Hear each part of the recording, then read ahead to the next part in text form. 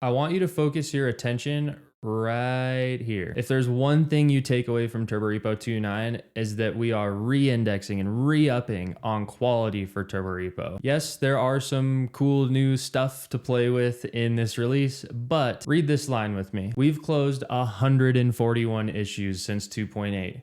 We've addressed 305 of those thumb up reactions. We've reduced our total open issue count by 70%. Yes, seriously. And I promise we didn't cheat. This isn't like I just went and closed a bunch of stale issues. I think out of maybe 141 of these, I would say something like 120 or 130, we just genuinely fixed something. This comes on the back of us almost reaching 12 million downloads a week. And there are now 33 known issues in Turborepo. 33 is still too many in my opinion. We want to get down to 0, but at the same time, we've been going so fast lately and there's been so many new people enjoying Turborepo that it was just like, hey, let's concentrate on quality. There's no reason that what we have already can't be great. So just know, we're listening. If you have a problem, file an issue, we're gonna work on it. We're gonna get it fixed for you. Piggybacking on the idea of quality, we've improved the speed of Turborepo up to 96%. To make that more clear, Turbo Run, when you run that command in your terminal, the first thing that Turborepo does is create a task graph. We understand what's in that monorepo, how all of the tasks that you've defined relate to each other. Now that's all overhead. That's just Turborepo trying to do the work of understanding what's there. That meant that before your tasks run, you would have Turborepo doing something, but that's just all burnt time. So we took some time with this. We saw that Vercel's repositories were taking up to 8 seconds right there. That it just bothered me. I'm not gonna lie to y'all. I went to go fix a bug in our backend monorepo and I ran Turbo Run and I was like, oh my gosh. I couldn't believe what I was seeing. I was like, this has to be fixed. And so here you go. Before this was 8 seconds and now it's under a second. In our front end repository, 2 seconds turned into less than 400 milliseconds. And then in the, hello world case of Turborepo, create turbo that you get started with, we've gone down from 700 milliseconds to 130 milliseconds. Let's take a look at the create turbo case together. I just ran npx create turbo, so we're just getting started with something new here. And you couldn't even see when I hit enter, honestly. So those tasks ran, that took 2.7 seconds. And when I run these again, looks like it's hanging out around 10 milliseconds to hit a full turbo. That's what we want to see. That number right there, that full turbo, used to be something like 400 or 500 milliseconds. But again, all of the different optimizations that we made meant that we can make certain parts of the way Turborepo works way faster. These improvements do scale with the size and complexity of your repository. So the larger and more crazy of a monorepo that you have, the better you're going to see Turborepo get actually. And that's where we got this 96% number. There's some open and closed sourced repos that I was testing out my changes on, and I was seeing, as mentioned, up to a 96% boost in performance. So I was really excited to see that. That was hard work paying off. If you do want to learn more about that hard work, we have a blog post that I've written here about what it took to realize these gains. You'll read a story about spinning up 8 background coding agents before I went to sleep to establish a baseline, how I worked with my coding agent harness, how I turned JSON profiles into markdown profiles, even why LLMs and AI aren't good enough standalone to do this kind of work by themselves until I stepped in. Okay, now the shiny new stuff. First one, Turbo Query is now stable. If you've been using this for a while and enjoying this, you're gonna be very excited about this, but if you haven't yet, you can use GraphQL to query all of that metadata and knowledge that Turborepo has about your task graph and your package graph and the things that are going on inside your monorepo. As you can see, if you've ever seen Graphical, you can use that to construct queries here, but I'm gonna go back to my terminal. Now, what I like to do is make my coding agent write GraphQL for me and answer my questions. So the first thing that you can do is you can go turbo query -- schema, and then we've written about this in the blog post. This will spit out into the conversations context the GraphQL schema.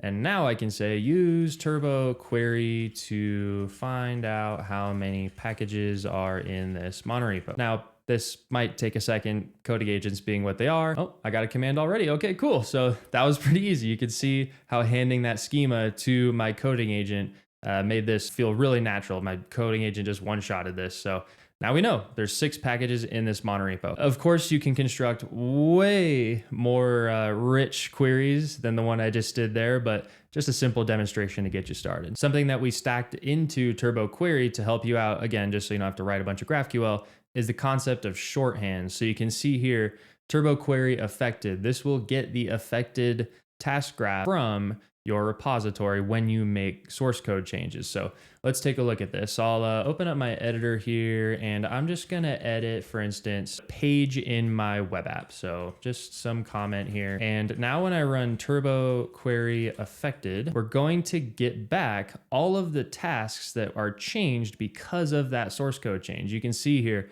all of the affected tasks, and there's apparently 4 of them. Now we have some interesting structured data that we can use to create all kinds of flexible CI that runs the minimum amount of work and understands, hey, when you see this affected task, do this sort of pipeline. When you see this affected task, do this sort of pipeline. So a lot of flexibility here, and it makes it really easy to check into Git history and look at, okay, here's what's actually changed by what happened in the source code changes for my task graph. Another shorthand, Turbo Query LS. This one's really nice for just listing out what is in this repository. So we can see here 5 packages, Turbo Query LS web. This takes a look at the web application, the name in package.json, and it says, hey, it depends on these things. These are the tasks that you can run from here. You can also get this information back as structured data, so output JSON. And so now you can script over this sort of data and learn even more about your monorepo. A lot of powerful primitives that you can use here. Okay, next one is OpenTelemetry. I'm so excited about this one.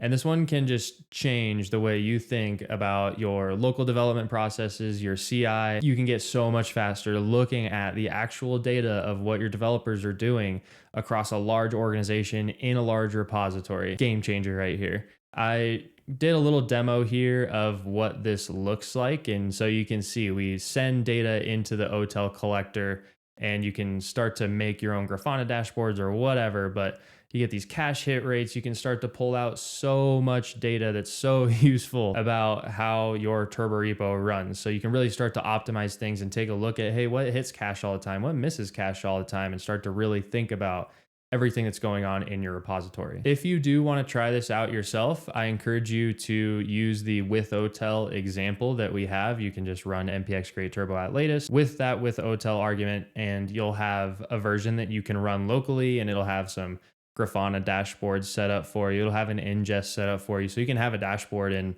I don't know, the next 30 seconds. This next one here is pretty interesting, actually. Structured logging. So I'm going to run turbo run build like you've seen me do quite often, but this time I'm going to add --JSON on the end. I'm going to actually run this with the force flag so that we can see stuff pour through. When I run this, you'll start seeing, wow, that's interesting. Okay, now we have JSON coming back. This time I'll pipe this into JQ. Maybe it'll give it a little bit of color and separates things out. So this is interesting. JQ right there shows you this is machine readable. We could feed this into other programs. It's just JSON that's streaming out to us. That machine readability gives us a lot of flexibility to build whatever we want actually on top of these turbo run invocations. Now, additionally, instead of doing --JSON, we can go log file. And when I go over to .turbo, we have some logs here. Same logs, just in a file. And now we can consume that file for later use if we want to. We could maybe take a look at what is being written line by line. A lot you can do here. This is especially useful for CI. You could take out this log file and take a look at it later on. Now, last but not least, Turborepo 3.0 is coming. It may not be the next release. We still have some cool stuff that we can put into a 2.10 without breaking changes, but we want you to be able to upgrade to that future 3.0 without having to stress out about it. So what are we doing to make that happen? These future flags make it so that you can opt into the future behaviors of 3.0 at any time, at your own pace, whenever you want. You can use these individually. So if you do turn on these future flags and you have them all on, then you'll just be using 3.0 before it ever releases. When it comes time to upgrade to 3.0, you would just say, update it in your package manager, and that's it. There wouldn't be any changes. You'd remove the future flags because they wouldn't make sense anymore.